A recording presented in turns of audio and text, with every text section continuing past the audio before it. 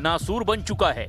पिछले 18 घंटे में ईरान ने अपने सभी एयर डिफेंस सिस्टम अब फुल एक्टिव कर दिए हैं। कुछ रिपोर्ट्स में दावा किया गया है कि तेहरान में कुछ रहस्यमयी जोरदार धमाके हुए हैं। खुद IRGC ने भी माना कि इन धमाकों के पीछे दुश्मन हो सकता है।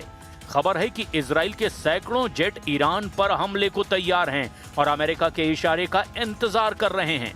दावा यह भी किया जा रहा है कि अगर ट्रंप ने ईरान को अगले 7 दिन की जंग में नहीं हराया तो ट्रंप के लिए लंबी जंग बहुत मुश्किल हो जाएगी। हम आपको दिखाने जा रहे हैं कि 39 दिन की जंग में अमेरिका ने अपनी कुछ मिसाइलों के भंडार 73% तक इस्तेमाल कर लिए हैं, जिसकी वजह से अमेरिकी सेना पर जबरदस्त दबाव आ गया है। अमेरिकी सेंट्रल कमांड ने हॉर्मुज के समुद्री इलाके में 3 विमान वाहक पोत समेत 16 युद्धपोतों को ईरान के खिलाफ उतार दिया है। वहीं कुछ खबरों में दावा किया जा रहा है कि ईरान ने रूस और चीन की मदद से अपने मिसाइलों से हमले की पूरी तैयारी कर ली है। खुद ईरान की IRGC के कमांडर और जनरलों ने दावा किया कि ईरान ने इजराइल और पश्चिम एशिया में मौजूद अमेरिका के सभी अड्डों पर अपने टारगेट लॉक कर दिए हैं।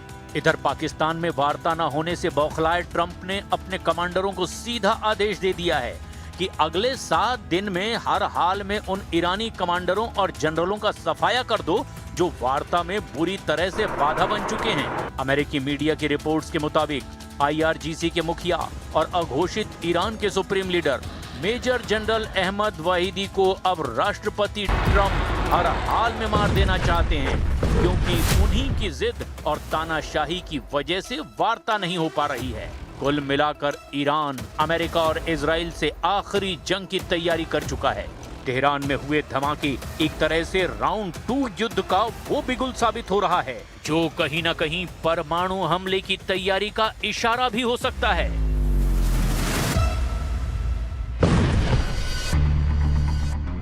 तेहरान में धमाका, ईरान को हराओ या भागो। क्या तेहरान में हुए जोरदार धमाके अमेरिका और इजराइल की तरफ से राउंड 2 हमले की शुरुआत हैं?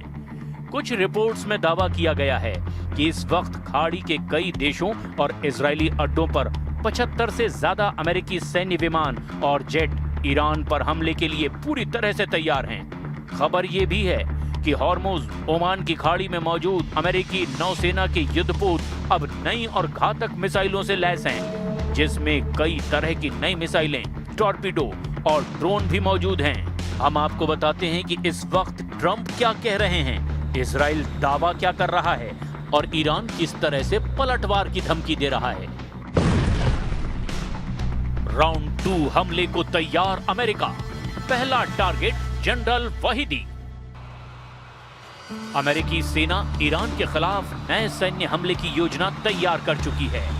पेंटागन हॉर्मुज स्ट्रेट, दक्षिणी अरब खाड़ी और ओमान की खाड़ी में ईरानी सैन्य क्षमताओं को निशाना बनाने के विकल्पों पर विचार कर रहा है। CNN की रिपोर्ट के मुताबिक अमेरिका खास तौर पर ईरान के इस्लामिक रिवोल्यूशनरी गार्ड कॉर्प्स यानी कि IRGC की फास्ट अटैक बोट्स और माइंस बिछाने में इस्तेमाल होने वाली जहाजों को निशाना बना सकता है।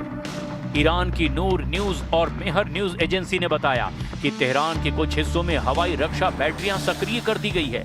हालांकि उन्होंने इसके कारणों के बारे में साफ तौर पर कुछ नहीं बताया और ना ही किसी घटना की जानकारी दी। इधर दूसरी तरफ इजराइल के रक्षा मंत्री इजराइल काट्स का कहना है कि इजराइल ईरान के खिलाफ युद्ध फिर से शुरू करने के लिए तैयार है। उन्होंने ये भी कह दिया कि उनका देश अमेरिका से उस देश को पाषाण युग में लौटाने के लिए हरी झंडी का इंतजार कर रहा है।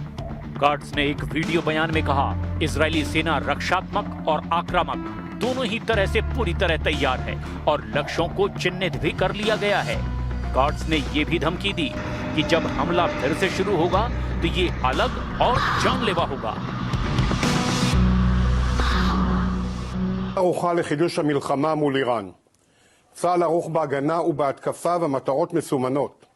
ממתינים לאור ירוק מארצות הברית, בראש ובראשונה כדי להשלים את חיסול שושלת חמינאי, יוזם תוכנית ההשמדה נגד ישראל, ואת מחליפי המחליפים של מנהיגות משטר הטרור האיראני. ובנוסף, להחזיר את איראן לעידן החושך והאבן, על ידי פיצוץ מתקני האנרגיה והחשמל המרכזיים, וריסוק התשתיות הלאומיות הכלכליות. कुछ रिपोर्ट्स में यह भी कहा गया कि अमेरिका उन ईरानी सैन्य नेताओं को निशाना बनाने पर विचार कर रहा है जिन्हें वो स्थायी शांति वार्ता में बाधा मानता है। खबर है कि अमेरिका सबसे पहले ईरान में सत्ता का केंद्र बने मेजर जनरल अहमद वहीदी को मारना चाहता है ताकि वार्ता की एक बड़ी रुकावट को दूर किया जा सके। अमेरिका का ये भी कहना है कि अगर जरूरत पड़ी तो ईरान के मिसाइल भंडार और लॉन्चरों पर दोबारा हमला हो सकता है। داشتیم مذاکره می‌کردیم. آتش بسی که می‌دونیم از همون اول هم عرض کردم با بدعهدی طرف مقابل مواجه شد. خب الان اینجا دیگه موضوع هسته‌ای موضوع اصلی مذاکرات نمیتونه باشه. موضوع اصلی خاتمه دادن به جنگ به نحوی که منافع و مصالح ما رو تأمین بکنه. अमेरिका का हथियार गोदाम खाली, लंबा युद्ध नहीं करेंगे ट्रंप। इधर ईरान ने कसम खाई है कि जब तक अमेरिका उसके बंदरगाहों की नाकाबंदी नहीं हटाता वो इस वैश्विक व्यापार मार्ग को पूरी तरह से बंद रखेगा। अब दिक्कत यह है कि ईरान पर बड़े हमले की तैयारी के दावे तो किए जा रहे हैं, लेकिन अमेरिका का हथियार गोदाम खतरनाक स्तर तक खाली हो चुका है। जो अमेरिकी मीडिया में रिपोर्ट छप रही है उसके मुताबिक अमेरिका अब ईरान के साथ लंबी जंग का जोखिम नहीं उठा सकता। रक्षा विभाग के अंदरूनी अनुमानों का हवाला देते हुए न्यूयॉर्क टाइम्स ने बताया कि अमेरिकी सेना ने अपनी लगभग 1100 joint air to surface stand off missile extended range यानी कि JASSM-ER मिसाइलें बची थी, जिनमें से लगभग 1100 मिसाइलें दागी जा चुकी हैं। अब केवल 400 के आसपास मिसाइलें ही बची है। JASSM-ER की मारक क्षमता 600 मील से ज्यादा है और इसे दुश्मन की हवाई सुरक्षा की सीमा से बाहर रहते हुए भी मजबूत लक्ष्यों को भेदने के लिए डिजाइन किया गया है। इसकी एक मिसाइल की कीमत लगभग $11 लाख है। इसके अलावा अमेरिकी सेना ने ईरान में 1000 से ज्यादा टॉमहॉक क्रूज मिसाइलों का भी इस्तेमाल किया है, जो लगभग उस संख्या का 10 गुना है जितनी वो हर साल खरीदती है। यानी अमेरिका एक साल में जितनी टॉमहॉक मिसाइलें खरीदता या बनाता है, ये संख्या उससे 10 गुना ज्यादा है। मतलब अगर अमेरिका साल भर में 100 मिसाइलें बनाता है तो उसने एक ही झटके में 10 साल का स्टॉक खत्म कर दिया है। न्यूयॉर्क टाइम्स की रिपोर्ट के मुताबिक पेंटागन ने एक युद्ध में 1200 से ज्यादा पैट्रियट इंटरसेप्टर मिसाइलें भी दागी है, जिनमें से हर एक की कीमत $4 मिलियन से भी ज्यादा है। अमेरिका ने पूरे 2025 में सिर्फ 600 पैट्रियट इंटरसेप्टर मिसाइलें ही बनाई। रिपोर्ट में कहा गया कि अमेरिकी सेना ने 1000 से ज्यादा प्रिसीजन स्ट्राइक और ATACMS जमीन आधारित मिसाइलों का भी इस्तेमाल किया, जिससे उनका भंडार चिंताजनक रूप से कम हो गया है। अमेरिका ने अपनी क्षमता का करीब 73% हिस्सा खर्च कर दिया है। किसी भी महाशक्ति के लिए अपने प्रिसीजन गाइडेड मिसाइलों का इतना कम स्टॉक होना खतरनाक माना जाता है। और ये कोई साधारण मिसाइलें नहीं हैं, ये एक स्टैंड ऑफ मिसाइलें हैं, जिसका मतलब है कि इसे दुश्मन के रडार या डिफेंस सिस्टम की रेंज से बाहर रखकर ही विमान से दागा जा सकता है। अब ऐसे हालात में क्या ट्रंप ईरान पर परमाणु हथियारों का इस्तेमाल कर सकते हैं? ये अपने आप में एक सबसे बड़ा सवाल है।